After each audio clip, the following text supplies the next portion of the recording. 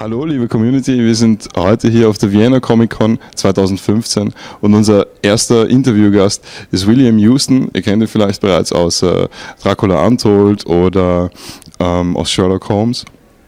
Ja, und ich würde sagen, wir beginnen gleich mal. Und zwar, hello, Will, really nice to meet you. We've got a few questions for you, and the first one I want to start is: you were an actor in a lot of great Hollywood movies. What was your greatest moment? There's been loads. Greatest moment, I think. I've got so many that I've enjoyed personally. Working with Robert Downey Jr. is always a thrill and a challenge, and I can be very nervous when I'm sort of around him because I'm a bit in awe of him, which is quite good because my character is actually in awe of him in the film. So that was terrific. Also, I hadn't done any filming for... I started in theatre in England, and I'd spent about 10 years actually with a company called the RSC, the Royal Shakespeare Company. And one of my first films was Elizabeth the Golden Age with Kate Blanchett. And my first day's filming was a very intense standoff between the character I played, which was the Spanish ambassador, and her, and we shot it in Ely Cathedral in near Cambridge in England, and it was an incredible thing to do, to come from sort of theatre and suddenly be in that place opposite that actress. That was great. Yeah. Also, I got shot. I love doing action stuff, and I got to do a stunt once in Malta in a water tank. And it was the Odyssey. It was with Armand Asante and Isabella Rossellini. And I played a character who was very mischievous, and they had given me instructions not to open a bag, and the bag contained the wind that was meant to blow Odysseus back to his island of Ithaca. And my character opens the bag and got blown into the sky. And so I did a thing called a reverse bungee jump, where your feet are locked into a kind of levering device, and you got a bungee cord on a harness that goes through the sail and up to a crane above the boat. And on action, the story was that I opened the bag and the wind exploded out of the bag, and so they fired off this bungee cord thing and shot me into the sky through the sail. The stuntman did it 3 times, had to do it 3 times first to make sure I wasn't going to get killed, because they had the rest of the film to shoot. So that was great fun, really, really great fun. And I could go on and on. It's always great. But one specific moment, maybe getting a good stabbing by Luke Evans. It speared me in a vampire movie I made a couple of years ago. I got to explode and melt. Melting's always good. Melting's good. Yeah, I told the community that you are already an actor in Dracula Untold and also Sherlock Holmes with Robert Downey Jr. Maybe you can tell us about something about... Yeah. Oh, well, as I said, working with Robert is just inspiring. It's incredible. And I was, quite nervous, I must admit.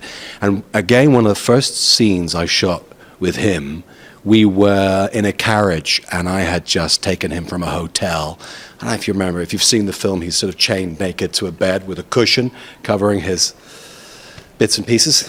Great bits and pieces, I'm sure. And Robert looked at the script, and he's just, he's incredibly confident, as he should be, and he wasn't sure about the scene, so he just sort of threw the script aside and said, no, we'll change it, we'll improvise a bit. I was thinking, oh God, I'm going to improvise with Robert Downey Jr. on my first day of filming. So in at the deep end.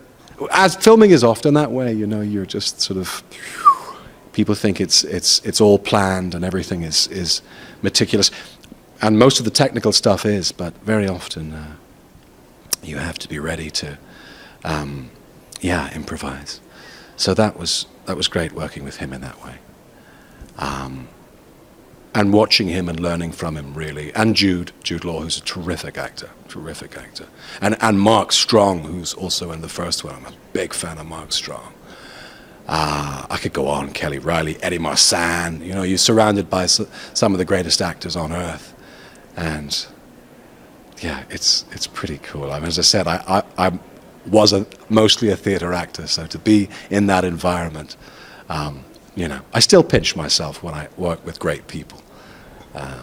Currently, just about to start shooting with Guy Pearce and Dakota Fanning on a Western directed by Martin Koolhaven, who's a Dutch director, very cool guy. So again, I had dinner with Guy Pearce the other day, and every now and again I just gotta go, don't say something stupid, just keep calm, it's cool, you should be here. It's great working with those people, they're so talented, and yeah, very privileged. All right, let's take over to video games. You borrowed your voice to really cool RPGs like Dark Souls 1, Dark Souls 2, Bloodborne, and now Dark Souls 3, I heard. And how was that for you? What's it? You have a great freedom when you're voicing a game. You're shown an image of your character, and then you get to develop the voice. And in theater and in film, your face is very important. If you're doing a video game, your face isn't important at all. Although that's changing now with motion capture. That's beginning to change. Yeah, my favorite was a character called Marvelous Chester. And he's in the, I think he's an add-on. He's in the add-on of Dark Souls. Is it 1 or 2? I think it's 2. You've played it? I've played first, but and the second, but not the DLCs. I can't remember which one it is. I should know, because I've played it. But it's great fun, and he was a very cool-looking character with a fantastic costume, and turns out to be quite a villainous character.